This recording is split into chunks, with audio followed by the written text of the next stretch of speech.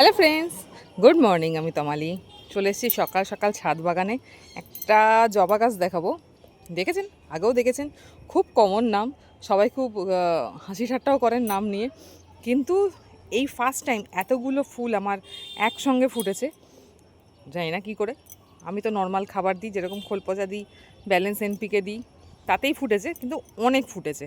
আমি প্রথমে ভেবেছিলাম যে কিছু কিছু কুড়ি নষ্ট হচ্ছে, প্রচণ্ড রোদ্দুর, আবার দুম করে বৃষ্টি, তো যত আরও ফুল ফোটার কথা ছিল সেগুলো নষ্ট হয়েছে, কয়েকটা নষ্ট হয়েছে, কিন্তু তাতেও প্রচুর ফুল ফুটেছে। তো গেস করুন আইডিটা কি। তো জাস্ট দেখিয়ে দিই, এইটা হলো সেই প্লে বয়, প্রচুর ফুটেছে। এই দেখুন, তিনটে আছে একসঙ্গে, এখানে একটা চারটে, একটা পাঁচটা, মানে কি পরিমাণে ফুটলে তবে গাছটা পুরো লাল দেখায়। আরও ফুটতো। এই যে এখানে কুঁড়িগুলো দেখুন, পুরো জ্বলে জ্বলে যাচ্ছে। এখানে আরও কয়েকটা কুঁড়ি ছিল, সব ঝরে গেছে। মানে দুম করে রোদ্দুর, দুম করে বৃষ্টি, একটা অদ্ভুত পরিস্থিতি তৈরি হয়েছিল, যার জন্য কয়েকটা কুঁড়ি নষ্ট হয়েছে, কিন্তু ফুটেছে।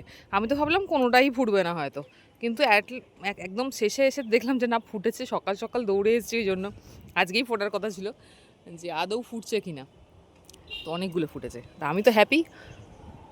ওপেন রোদ চাই, মানে কোনো ছাওয়া জায়গায় রাখলে হবে না। গাছের জবা গাছ যেখানে যত দেখছেন, যত এই পাঁচটা জোনটাতে শুধু জবাই রেখেছি।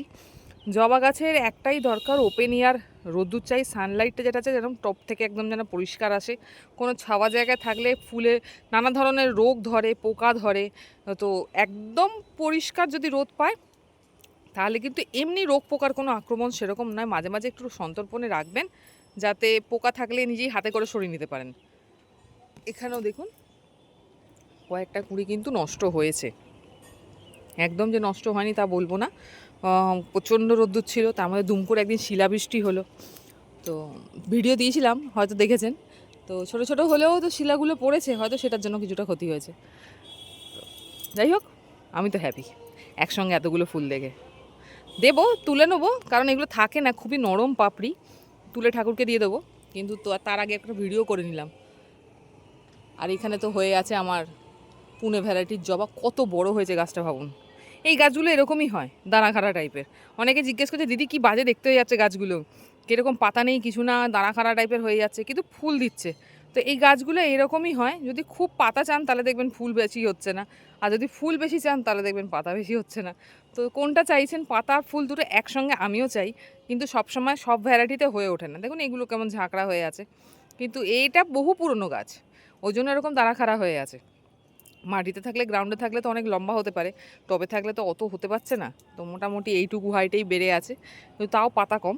আর এটা তো কম, কিন্তু ফুল প্রচুর দেয়, ফুল প্রচুর দেয়, পাপড়ি খুবই নরম। একটু ধাক্কা লাগলেই দেখুন না, ধাক্কা লেগেছে এখানটা, কোথাও হয়তো হাওয়া দিচ্ছিল পাশে, ওই গোলাপ গাছে ধাক্কা লেগেছে, বা সেখানটা একটুখানি নেতিয়ে গেছে, এইটাও নেতিয়েছে। তো এই সমস্যার জন্যই কিন্তু সমস্যা হয়। তো দেখে বলবেন কীরকম লাগলো। আমি তো খুব হ্যাপি।